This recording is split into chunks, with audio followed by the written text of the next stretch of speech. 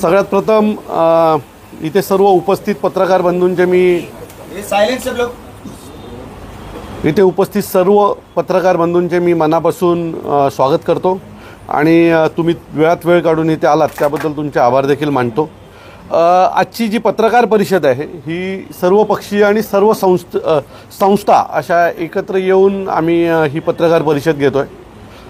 गेल्या आठवड्यातली घटना ही तुम्हाला सगळ्यांना सर्वश्रुत आहे आणि तुम्ही सगळेच जणांनी ती कव्हर देखील केलेली आहे।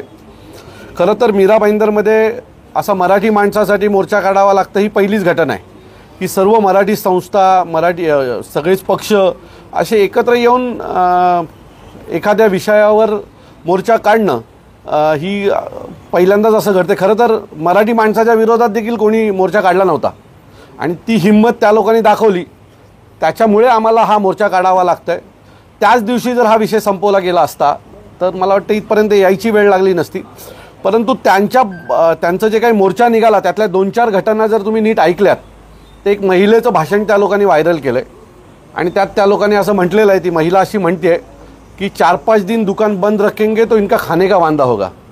खरं तर त्या दुकानात जे सामान आहे, जे तांदूळ येतं, गहू येतं, ते सगळं इथे आमच्या ग्रामीण भागातला मराठी माणूस पिकवतो आणि ते यांच्याकडे आल्याच्या नंतर हे एजंटचं काम करतात, म्हणजे दलाली घेतात।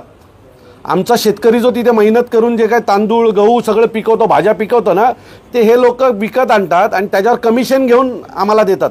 यांनी उपकार नाही करत हे लोक आमच्यावर। खरं तर आम्ही सामान तुम्हाला पोचवायला बंद केलं तर तुम्हाला परत तुमच्या मूळ गावी जावी लागेल। त्यामुळे काय भाषणं करतो, विषय कुठल्या विषयावर जातो, या सगळ्याच प्रश्नांची उत्तर देण्यासाठी हा आमचा मोर्चा आहे आणि ज्यांनी कोणी हे सगळं पेरलं सुरुवातीला त्याला उत्तर देखील द्यायचं आहे की मीरा भाईंदरमधला हा मराठीचाच आहे, हां, मतं घेण्यातला नाही आहे। बाहेरनं आलेल्या लोकांच्या जीवावर मतं मिळवायची आणि आम्हाला दात दाखवायचे किंवा आम्हाला डोळे दाखवायचे हे करू नका। तुमच्याकडे असलेला तो मतदार आहे, आमच्याकडे असलेला इथला मूळ माणूस आहे।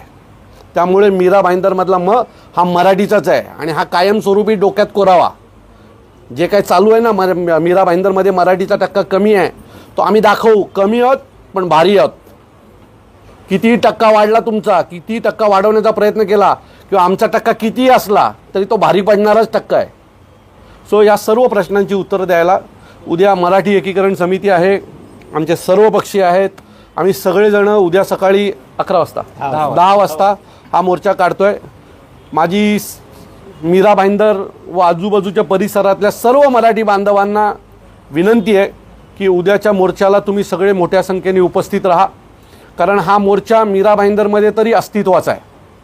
आज जर एक व्यापारी अशा प्रकारे जर मोर्चा काढायला लागला तर उद्या सगळे काढतील आणि या सगळ्यांना उत्तर द्यायचं असेल तर मीरा भाईंदरमधले सगळेच स्वतःला मराठी मानणारे, मराठीवर प्रेम करणारे, तो वेगळ्या भाषेचा असेल पण तो मराठीवर प्रेम करतो, अशा सगळ्यांना माझी हात जोडून विनंती आहे की उद्या तुम्ही सगळे आमच्यासोबत रस्त्यावर उतरा आणि मराठीची ताकद, ज्यांनी कोणी हे सगळं केलं आहे आणि ज्याला असं वाटतं आहे की मीरा भाईंदरमध्ये मराठीची ताकद नाही आहे, त्याला त्याची जागा दाखवायची वेळ आहे। सो आपण आपली ताकद ही उद्या मीरा भाईंदरमध्ये असलेल्या स्वयंघोषित नेत्यांना दाखवली पाहिजे आणि त्यासाठी या सर्वांनी पुढाकार घेतलेला आहे आणि त्यांनी सगळ्यांनी घेतलेल्या पुढाकाराच्या मोर्चाला आपण सगळे मोठ्या संख्येने उपस्थित राहा ही नम्र विनंती।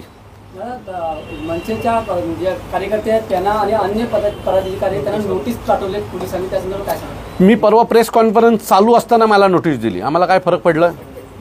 माझं मत आहे की नोटीस देऊन आम्ही थांबणाऱ्यातले आहोत का? तर नाही आहोत।